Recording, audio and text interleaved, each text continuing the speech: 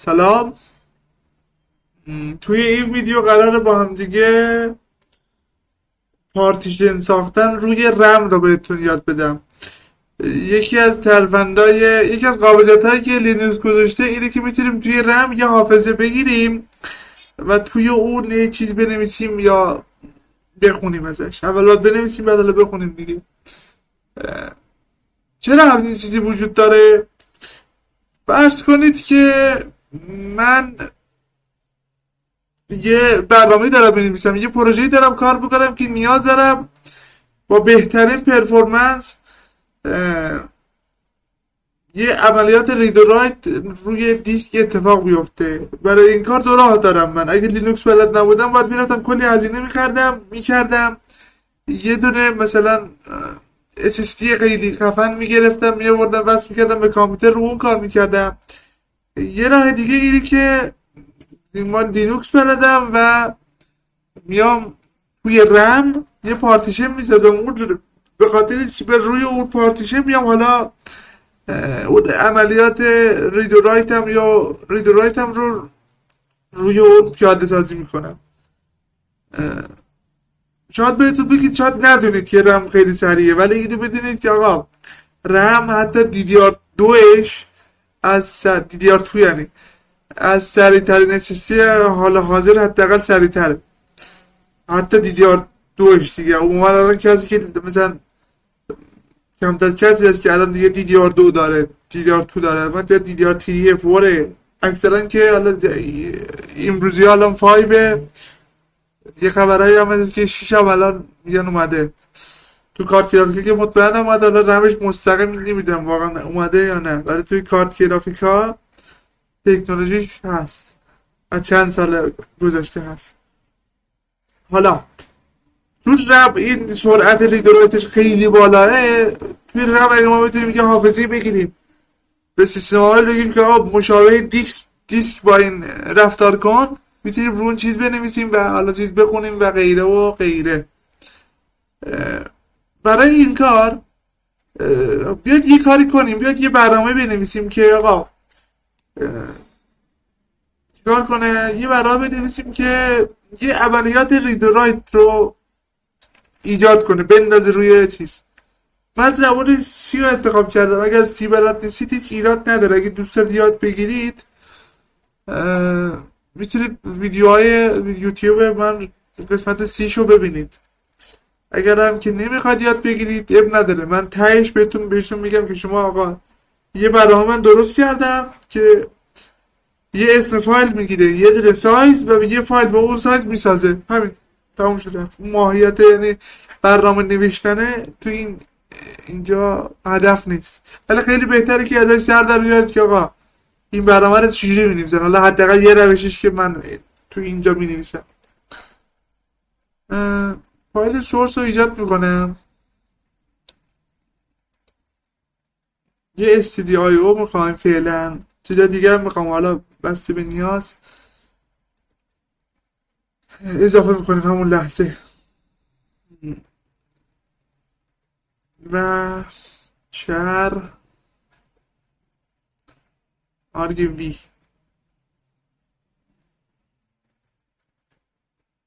خب تعداد پارامترها با چند تا باشه؟ 2 تا دیگه، یه دونه اسم فایل، یه دونه هم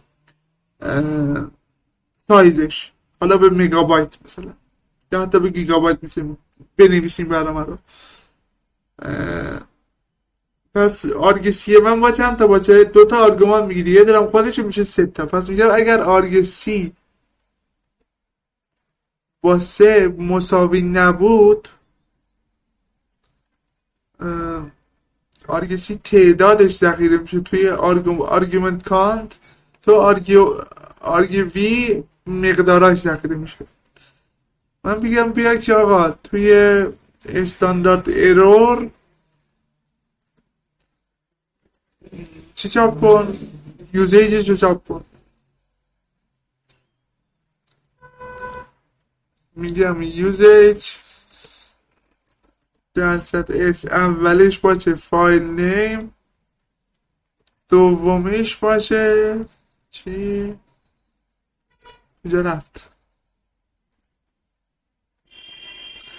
سایز. حالا سایزش هم میتونیم راهنماییش کنیم که آقا سایز رو به چی بده؟ به مگابایت بده. و به جای درصد اس هم که اسم برنامه رو که ما میدونیم که توی آرگیوی صفر ذخیره میشه، اولین عنصر از اون آرایه، بعد خارج شد. حالا اگه نرفت توی نیفه یعنی درست داده دیگه. پس من آقا یه دونه میگم یه متغیر فایل نیم درست میکنم، میگم چیه A2I که نه دیگه، چون خودش هم اسکیه، آرگیوی 1 یه یونیت 64 تی هم میسازم به اسم سایز که میگم از کی تو اینتیجر آرگیوی 2 ضرب در 1024، این برای کیلوبایتش ضرب در 1024، اینم برای مگش 1024 دیگه اشتباه ننویسیم. چیا رو نیاز داریم؟ A2I توی استدلیبه. پس من میام اینجا میگم که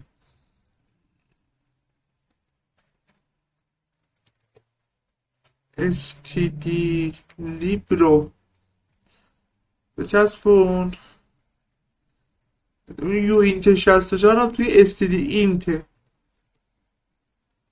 std.int.h. خب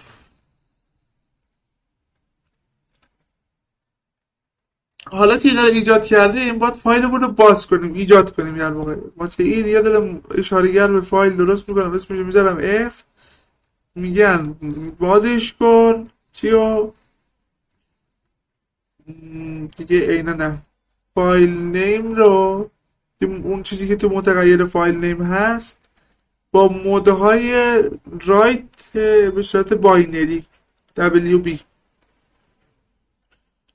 و حالا میگم for int I، اگه اینت بنویسیم اینجا مشکل پیدا میکنه چون این یو اینت 64 آی را من از همین جنس میسازم. میگم آی مساوی 0 تا آی کوچکتر از این سایزه، آی پلاس پلاس، هر دفعه بیاد چیکار کنه؟ یعنی الان سایز دفعه به تعداد سایز مرتبه میاد این کارا رو انجام میده. چیکار کنم؟ بیا بگم پوچی کاراکتری، حالا یه اینتیجر بریز توی یه فایل، مثلا کاراکتر چی؟ کاراکتر 0 همش توی 0 بنویسه. تو کجا بریزه؟ توی این اشاره‌گر به فایل هم این فکر اینجا درستش کردیم. و در نهایت از حلقه اومدی که بیرون، بیا و چیکار کن؟ این بافر رو خالی کن روی فایل هرچی هست و بعد اف کلوزش کن، یعنی ببندش فایلو. بعد بیا چاپ کن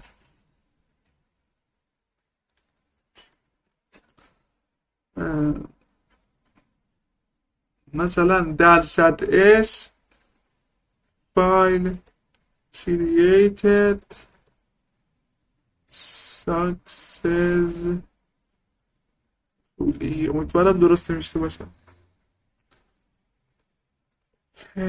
به جای درصد اس هم چی بذارم؟ فایل نیم رو بذار.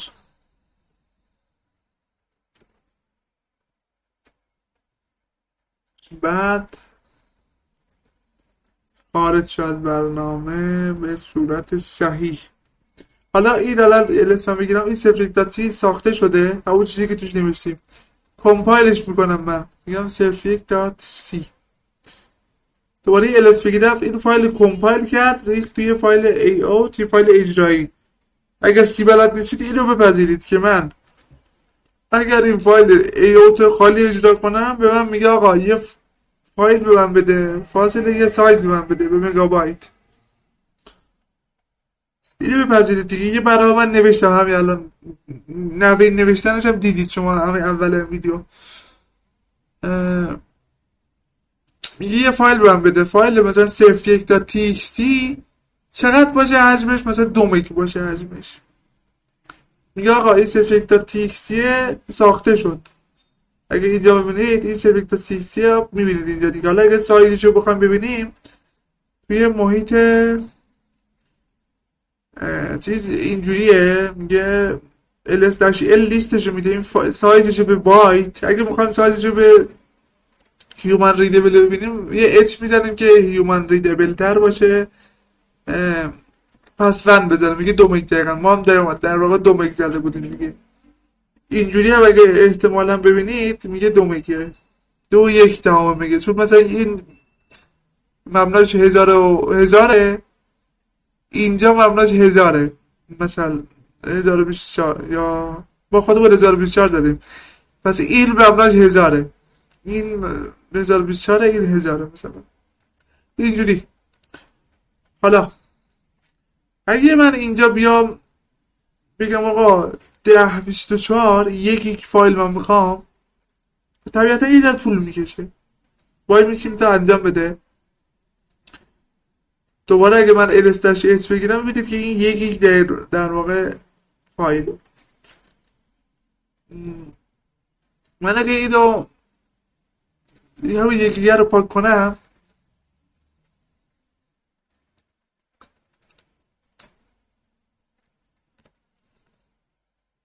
یه دستوری هست به اسم تایم.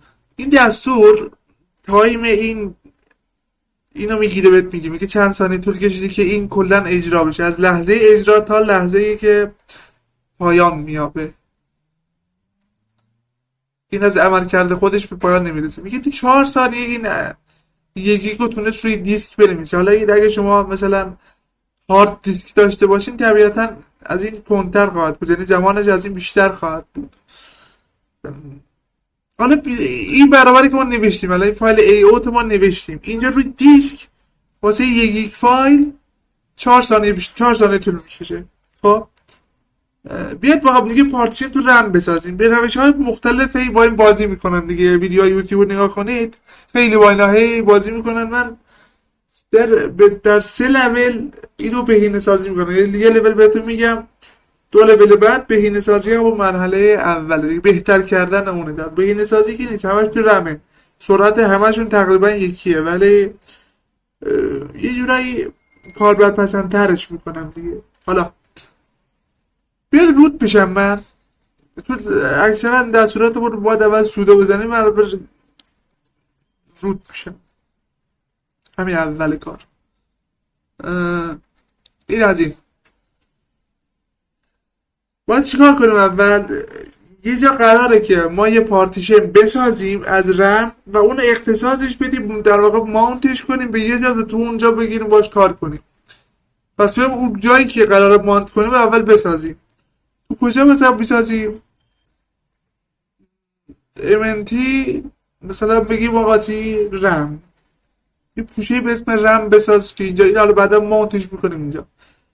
اون پارتیشن آماده هست حالا در لول اول دیگه، نیاز نیست ما یه دیسک رو مثلا بگیریم فرمت کنیم، چون دیسکی که وجود نداره، خود رمه میگیره، رم یه جا میگیره و میاره میذاره به مثلا ماونتش میکنیم اینجا. میخوام ماونتش کنیم، ما میگیم ماونت، من اینو بزرگ کنم که توی یه چیز جا بمونه. باید بگیم تایپش چیه. -t تایپ رو میده به ما. -t نوعش چی باشه، یعنی نوع مثلا هارد دیسک نیست، از نوع چی؟ از نوع تمپ fs، تمپ فایل سیستم. این یه فایل سیستمیه که اشاره داره به رم، تو رم ذخیره میکنه. از کجا؟ از نون. لینوکس های قدیمی اینجوری باید بهشون میدادی، ولی لینوکس های جدید بهتون میگم چجوریه. فعلا همین روش یاد بگیرید. از نون ماونت کن توی MNT رم. اینو اگه بزنم کار میکنه. حالا لینوکس قدیم این نون میذاشتی خودش میفهمید که میرفت از رم یه جا میگرفت میآورد میذاشت اینجا. ولی لینوکس های جدید اینجا باید بگی مثلا هم میتونی ناون بگی، حالا این ماونت کرد ولی اب نداره. من اینو یو ماونتش میکنم.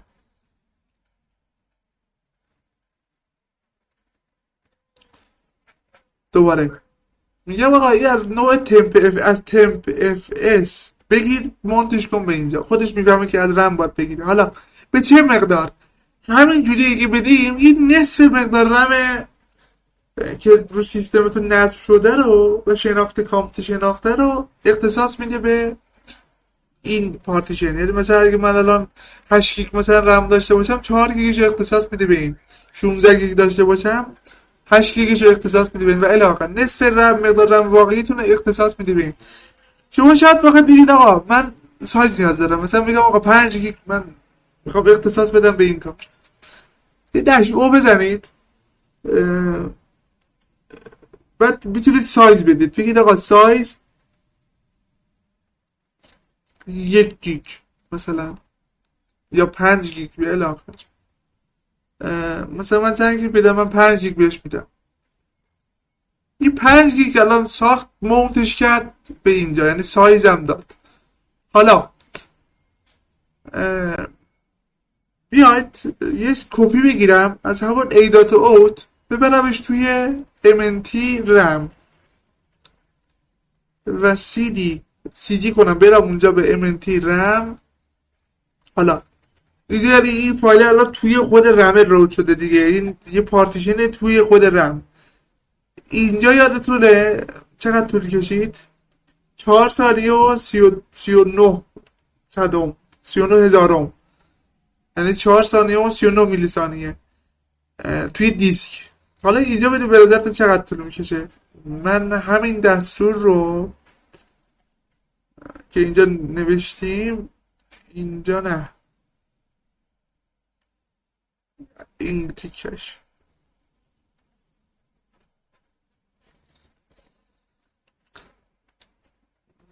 10:24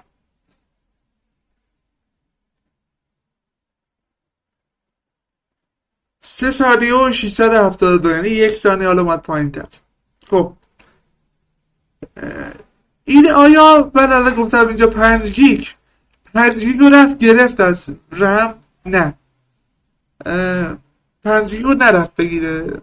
خورد هر چقدر توش بنویسی میره داینامیکی اضافه میکنه یه بشاد پویا. یعنی خب یعنی اون 5 گیگ رو نرفته بگیره. ما میخوام بگیم آقا اون 5 گیگ رو فیکس بگیر، اختصاص بده به این. با چیزایی که بلدیم چجوری میتونیم ایجاد کنیم اینو؟ یه دونه اینو بذارید من اول یومانتش کنم.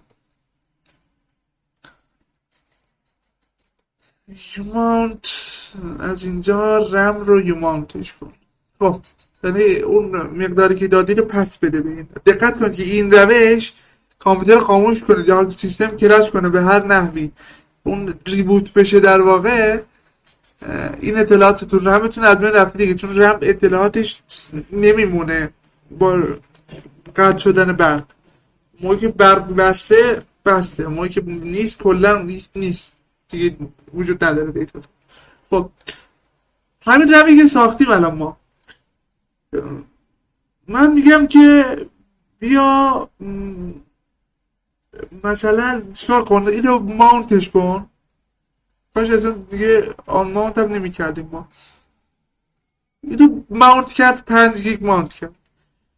حالا من میگم با دیدی بیا یه فایل 5 گیگی بساز واسه من با صفر، یعنی توش صفر بریز. میتونم از همین برنامه‌ای هم که من خودم نوشتم استفاده کنم. توی کجا؟ توی این جایی که رمه هست. پس من میگم این CD کن به رم، الس بگیری هیچی توش نیست دیگه. دیدید اینجا توش چیزی داشتیم ولی آن مانتش کردن، دوباره مانت کرده، اون دیتا از بین رفت، چیز رمه دیگه. حالا من میگم با دیدی رو بلدید از جلسه پیش. از کجا بخون؟ از دو زیرو بخون و بریز تو کجا؟ آوتپوت فایل، بریز توی اینجا به یه فایل مثلا دیسک دات ایمیج، یه فایل ایمیج بساز. بلاک سایزت 1 مگابایتی و تعدادت چقدر؟ میخوایم 5 گیگ فایل بسازیم، یعنی 512 یه صفرم جلوش 5120. این 5 گیگ فایل بیاد الان مینویسه توی این فایل. بیدید نوشت این پایین من عمدن اینا رو آوردم، این سی پی یو این رم الان میبینید 10% رم رو اشغال کرد. 5 گیگ فایل رو باید نوشت توی رم. الان یه الس بگیرم یه فایل دیسک دات ایمیج هست. حالا من این الان یه فایل ثابته دیگه، یه فایل 5 گیگی ثابته. من این فایل رو میخوام روش به شبیه دیسک رفتار کنم باش، بیام فرمتش کنم. چجوری؟ میگم آقا mkfs ext مثلا چی؟ 4. این همینجا این فایل این فایل چی بود؟ دیسک دات ایمیج. و به خدمت شما عرض کنم که همین. ولی که اینجوری بزنم احتمالا یه خطایی هم به من بده، یا داد یا نداد. نداد یعنی نوشت. ممکنه بعضی از این ورژن های این MKFS به شما گیر بده که آقا این یه دیسک نیست، این بلاک دیوایس نیست، من نمیتونم از این چیز کنم، یعنی نمیتونم باش رفتار کنم با حکم دیسک. اونجا بگید آقا داش اف بزرگ فورس، اینو فقط انجام بده، هیچ فرقی هم نمیکنه. دوباره اینو فرمتش کنم فرمت میشه، یعنی به این چیز فرمت میشه. حالا قراره بیام این دیسک رو یه جا دیگه ماونتش کنیم و داشت استفاده کنیم. پس من یه دونه میام عقب، یه دونه پوشه دیگه میسازم همینجا به اسم رم دیسک. به خدمت شما عرض کنم و میگم که ماونت از کجا بود؟ رم از اینجا رم دیسک دات ایمیج رو به از اینجا رم دیسک ماونتش کن. اینم ممکنه به ما ایراد بگیره. اگه ایراد گرفت یا بهتره که همه اول بزنید بزنید داش او لوپ. این میگه چی؟ میگه آقا با این مثل لوپ دیوایس، مثل بلاک دیوایس باش رفتار کن، ماونتش کن. یعنی فکر کن که این یه دونه بلاک دیوایسه در صورتی که یه فایله. خب الان اینو ساخت ما، یعنی الان دقیقا رفتیم 5 گیگ گرفتیم، 5 گیگ پویا دادیم به چی میگم اون از رمون 5 گیگ رو گرفتیم مستقیم دادیم. حالا بیایم بریم توی کجا این رم دیسکه هیچی توش نیست دیگه، فقط یه لاستن فونده که مال خود پارتیشن EXT 4 هست. من میگم سی پی کن از هوم مهمت دسکتاپ همون فایل ایدات اوتی که ساختیم رو به اینجا. این ایدات اوت اگه اجرا کنیم یا این کلیدای عراقی بالا رو میذارم که دقیقا اون دستور تایم بیاد. این اگه اجرا کنیم 3 ساعت دیگه و 899 طول میکشه. این الان من این یه دیسک خیلی خوب روی این سیستم دارم که 5 ثانیه یا 4 ثانیه نزدیک 5 ثانیه طول کشید، رم 3 ثانیه طول کشید. اما اگر دیسکتون یه ذره عمرش گذشته باشه یا دیسک حتی باشه یعنی چی میگن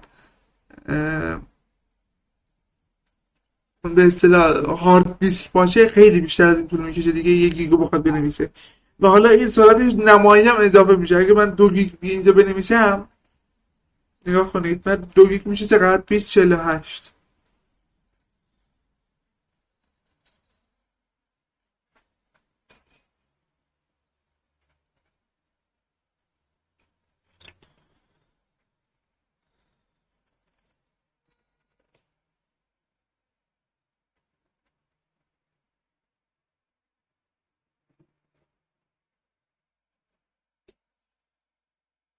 با این کارها حالا اون مجازی سازها هم هستن که مثلا وی ام ویر ورکستیشن نصب میکنید، ویرچوال باکس نصب میکنید، نمیدونم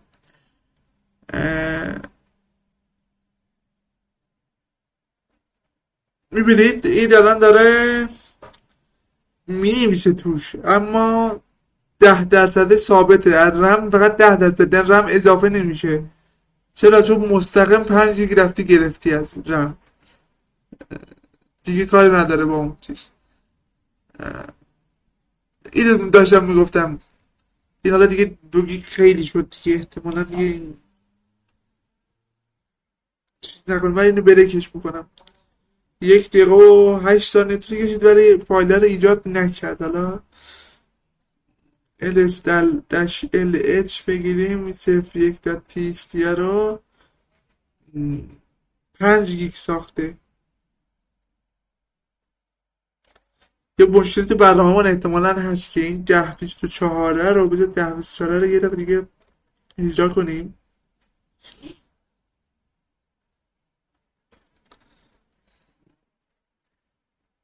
این 1 گیگ ساخته. 1024 2048 بعد 2 گیگ باشه ولی بیشتر ساخته بود دیگه. 5 گیگ ساخته همون لحظه که من بریکش کردم. حالا یه مشکلی تو برنامه‌مون احتمالاً هست. مقصود برای نیست، مقصود برای بود که داشتم میگفتم با مثلا ویرچوال باکس نرم افزارهای مجازی ساز وقتی به اصطلاح نصب میکنید اونم پشت صحنه همچین کارهایی انجام میدن. اون داینامیک مموری الوکیشن که به ویرچوال ماشینتون اختصاص میده یا همچین چیزایی رو من پیاده کردم. حالا درسته که ویندوز مثلا اینا رو مستقیما در اختیار ما قرار نمیده ولی با برنامه‌نویسی میشه اینا رو مدل سازی کرد. اون مثلا وی ام ویری که مخصوص به ویندوزه، مال ویندوزه، اون اومده خودش اینو نوشته و میره مثلا داینامیک مموری الوکیشن رو پیاده سازی میکنه. ولی اینجا لینوکس این قابلیت‌ها رو دم دست گذاشته، یعنی میتونیم ازش استفاده کنیم. حالا واسه یومانت کردنش ما چیکار کنیم؟ ما بگیم یومانت از اینجا رم دیسک رو اول روی مانت کن، رم دیسک، و رم رو هم یومانتش کن. اون 5 گیگه هم گرفتیم. حالا که اگه بریم توی این رم دیسکه یا رمه هیچی توش نیست، اون فایلی که ساختیم دیگه از بین رفته دیگه، چون آن ماونتش کردیم در واقع. و همچنین اگر بیایم اینجا بریم توی رم دیسک، اینجا هم الس میگیریم هیچی نیست، اون فایل کلن از بین رفته. یه چیزی، یه لکته من برمیگردم عقب. 2 روش بهتون گفتم دیگه، یاره یه روش دیگه هم هست. اگر رمتون اینجا پرشه، این به این حالت چیز ساختن، کجا بود؟ به این حالت نه، به این حالت نه، اونی که ماونتش کردیم ما، از تمپ اف اس پیدا کردن.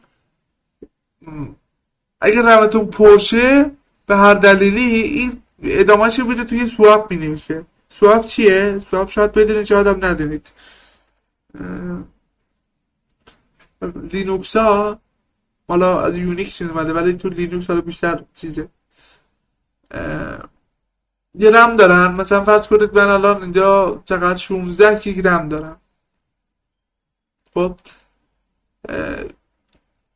پیش فرض اگر سیستم نصب کنم یه جایی تو دیسکم یه فایل 8 گیگی درست میکنه که یه فایل 8 گیگ درست نمیکنه ها، یه فایلی که تهش اندازش میشه 8 گیگ، یعنی بیشتر از 8 گیگ نمیشه.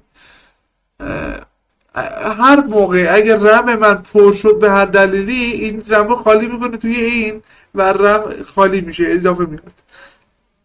این حالا جدیدن از اندروید مثلا 10 و 11 به این ور تو گوشی ها این اومدن پیاده سازی کردن دیگه، چون گوشی لینوکس، اون لینوکس این قابلیت رو داره، واسه اندروید هم این قابلیت رو مدل سازی کردن که حالا به اسم های مثلا مموری اکستندد، مموری ادوانس مموری، یه هم چیزایی حالا مثلا شرکت مختلف بهش اسم میدن، ولی در واقع همون سوپ هست.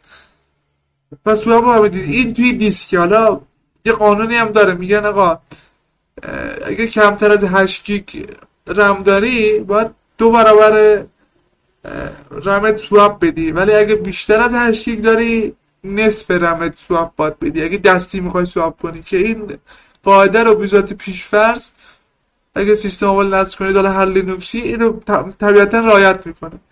این تمپ فایل سیستم میاد و اگر رم پر بشه ادامهش میریزه توی سواب، یعنی هیچ فرق نکرد. پس با دیسک یعنی هیچ فرق نکرد. ما میخوایم فورس قید کنیم که بگیم آقا فقط تو رم بنویس، اصلا مستقیم تو رم بنویس. چیکار میتونیم بکنیم اینجا رو؟ اینجا که از تمپ اف اس استفاده کنیم، بریم اینجا از رم اف اس استفاده کنیم، رم اف اس، و بگیم از کجا ماونت کن، از رم اف اس ماونت کن توی رم. اینجا دیگه نمیتونید سایز بدید، این چون مستقیما تو رمه، این دیگه هر چقدر تو رم دیتا باشه میاد و یعنی هر چقدر توش دیتا بنویسید تا موقعی که رمتون جا داره توش بنویسید، موقعی که جا نداشته باشه دیگه سیستمتون کرش میکنه، هیچی توش اجرا قابل اجرا نیست دیگه، باید به روش مثلا برقشو بکشید یا هر چیزی، آسیب میزنه دیگه. نه حالا برای تستم این کارو میکنم، اینو میزنم و حالا دیسکو دیگه رمو پر نمیکنم، یه فایل یکی می‌نویسم داخلش، میرم توی رم و میگم که از هوم مهمت دسکتاپ این A.O رو بریز به اینجا و این A.O رو اگه اجرا کنم میگه آقا یه فایل مثلا صرف1.txt بساز به اندازه مثلا 1024 تا، تایمش هم بگیر ببین این چقدر میمونه، چقدر طول میکشه در واقع. 3 ثانیه و 955 میلی ثانیه، تقریبا 4 ثانیه. این اگه من خیلی همونجوری بزنم، بیشتر از رمم بزنم، تا اونجا که رم جا داره ادامه میده، از بعدش دیگه کلا سیستم فریز میکنه، نه مستکو میخوره، نه با کلیدای کیبورد مثلا عمل کردن، هیچ چیزی. حالا اگه سیستمتون مکانیزم در رابطه با این نداشته باشه، ولی میتونیم یه کار کنیم با همون چیز روش دوم، یه فایل بسازیم با اون فایل رو محدودیت بهش بگیم آقا فایل مثلا چقدر باشه، 5 گیگ باشه، حالا اون فایل رو بیا فرمتش کنیم و یه جا دیگه ماونتش کنیم و ازش استفاده کنیم، همون سناریوی دوی که بود میشه در واقع. چیکار کنیم یعنی در واقع چجوری انجام بدیم اینو؟ دفعه پیش با چیزی این کار کردیم، با دیدی، بذارید نفر با دیدی این کار کنیم. میگیم آقا دیدی اینپوت فایل از dev 0 بخون، بریز توی همینجا یه فایل مثلا دیسک دات ایمیج بساز، بلاک سایز 1 مگابایتی و به تعداد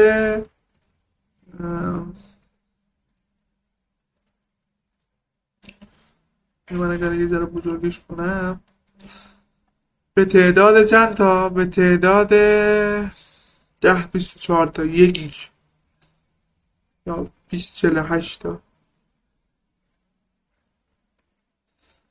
2 گیگ دو گیگ فایل بازم فیکسش کردم رو 2 گیگ. اینو من اگه بزنم این 2 گیگ میاد مینویسه، میگه 2 گیگ من نوشتم. من اگه ls داش ال هم بگیرم اینجا، این فایل دیسکات ایمیج ما 2 گیگ هم حجم داره. حالا میگم که mkfs .ext for dash f force این دیسک دات ایمیج رو چیکار کن؟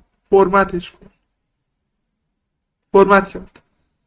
ببینید فرمت کردن هم سریع‌تره. اینا روی دیسک فرمت میگرده و چون سرعت دیسک کمتره این بیشتر طول میکشه دیگه، ولی اینجا سریع‌تره، سریع انجام میشه. حالا که اینو فرمت کرد بعد میگم که بیا یه دونه بیا عقب. الان تو رم بود دیگه، یه ls یه رم دیسک هم داشتیم. میگم ماونت کن از همینجا توی رم این دیسک دات ایمیج رو به اینجا رم دیسک. بعد چی می‌زنیم که بفهمه؟ اگه حالا اینجوری بزنیم احتمال حالا فهمید گیر نداد یعنی، ولی اگر گیر میداد به شما باید داش او لوپ هم میزدید دیگه. داش او لوپ.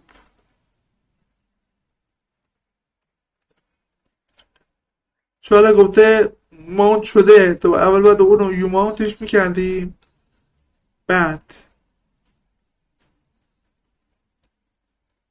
دوباره با داش او لوپ اینو ماونت میکردیم که گیر رو نده. میگفت هنوز همچنان ماونته، یعنی نیاز به ماونت نداره، نیاز به ماونت مجدد نداره. الان بس بریم تو رم دیسک.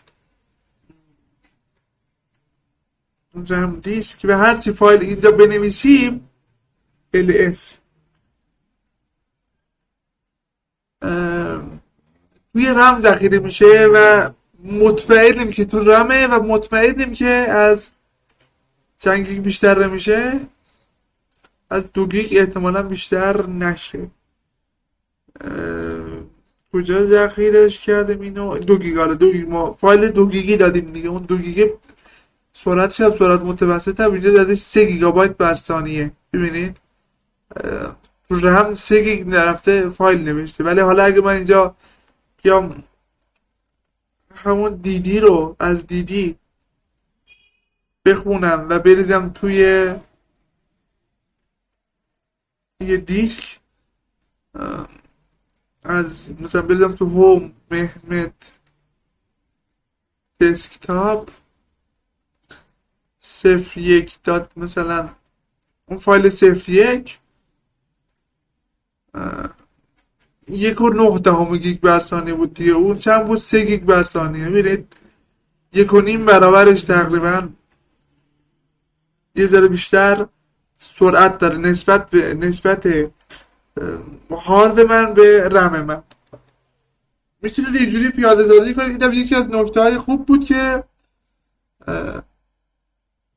باید میدونستید. حالا اینا اول لینوکس به شما اینا رو نمیگن، میان اول مثلا دیسکا رو میگن مثل من، بعد اینجور مفاهیم رو درک کردید بعد اینجور مفاهیم هم بهتون میگن.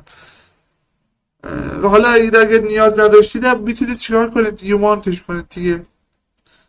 یو ماونت البته یه دستور ماونت خالی هم بزنید، نکنید این گفته یه ماونت خالی بزنید بگه چی کجا ماونت شده. میگه آقا این دوتا آخریه برای ماست. میگه از رم دیسک توی از دیسک دات ایمیج ماونت شده توی رم دیسک با ext4 و همون رمی هم که هست تایپش رم اف اسه در واقع، یعنی از رم گرفته شده. این دوتا آخری ها برای ماست دیگه. حالا با اگه اینا یو ماونتش کنیم از اینجا رم هرچی هست میگه تارگت ایز بیزی، تارگت مشغوله. احتمالی از سینک هم بکنیم. رم دیسک گفت not mounted. الان من اگه برم توی اه، رم دیسک اگه تو رم برم هیچی نیست، اگر برم توی رم دیسک بازم هیچی نیست. یعنی پس داد به خود سیستم. اینو داشته باشید. حالا بعدا عموما مثلا میان چیکار میکنن، یاد بهتون میدن که این پارتیشن ها، این الان مثلا من کامپیوتر ریبوت کنم این پارتیشن ها ایجاد نشده که، میاد مثلا یاد میدن که اینا چجوری بذارید تو اف استپ. اف استپ کجاست؟ یه فایلی هست، والا من نمیتونم بهت نشونتون بدم ولی مسیرشو به شما میگم. etc اف استپ احتمالاً، حالا بذار etc اف استپ. حالا فایل رو کت نمی کنم. مثلا اگه به هر فایلی بذارید تو اف استپ، بعد از روت، بعد از بوت، وقتی میاد بالا کامپیوتر اینو ماونتش میکنه به یه جایی. میتونید اونجا بگید که مثلا کجا اینو باند کن، چیکار کن و الی آخر. دستورات مستقیم بود که سیستم میاد بالا بگید آقا اینقدر حافظه بگیر، بعد از رم ماونتش کن به یه جا و تو اونجا هی بگیرید کار کنید. اینو به درد کسایی میخوره که توی زمان خاصی عملیات رید و رایت خیلی زیادی دارن، میخوام با سرعت خیلی زیاد تو روی دیسک یه چیزی بنویسن یا بخونن. توی رم یه پارتیشن میسازن و بعد میان چیکار میکنن، میان مثلا یه فایل اختصاص میدن بهش یا یه فایل ازش، بعد به هر جایی که دلشون خواست میخونن ازش با سرعت بالاتر. توی ویدیو بعدی هم احتمالا یک از این چند تا کاربردهای اینا رو بهتون میگم و همینجوری هی با هم خورد خورد بریم با هم لینوکس یاد میگیریم دیگه. این پلیلیست ادامه داره همینجوری تا به یه جای خیلی حرفه‌ای برسیم با هم دیگه. موفق و باید باشید. این هم یه ترفندی بود که حالا لینوکس خیلی سرراست در اختیارتون گذاشته بود. ویندوز مثلا یه ذره حالا سخت‌تره، یه ذره برنامه نویسی اینا خودتون باید برنامه‌شو خودتون بنویسید که بره توی به اصطلاح رم یه حافظه رو الوک کنه، یعنی الوکیت کنه و حالا اون سیستم یه سیستمی هم طراحی کنید که هر چی دادید بره با اون برنامه حرف بزنه و بریزه تو اون جای الوکیت شده. یه همچی کارایی میشه پیاده سازی کرد توی ویندوز. یعنی توی ویندوز هم شدنیه، پیاده سازی شدنیه. اگر خواستید میتونم حتی یه ویدیو بگیرم تو ویندوز یعنی بهتون یاد بدم، یه برنامه با هم بنویسیم، یعنی در واقع تو ویندوز. اگر محتوای موضوعی چیزی مد نظرتون هست میتونید بگید که من راجبش ویدیو بسازم در رابطه با کامپیوتر اگه باشه، یا حالا چیزایی که من بلدم. انتقادی، پیشنهادی، هرچی داره، دوره خاصی مد نظرتونه بگید، سوالی دارید بپرسید، جواب میدم توی کامنت ها. حمایت کنید ما رو، به دوستاتون معرفی کنید. این کانال رایگانه و حالا ادامه دارم هست، یعنی هر چیزی که من بلدم و احتمالاً قراره توی این کانال با شما به اشتراک بذارم و همچنین چیزایی که جدید یاد میگیرم ویدیو میسازم و واسهش میذارم تو کانال. موفق و باید باشید. خدایا رو نگهدارتون.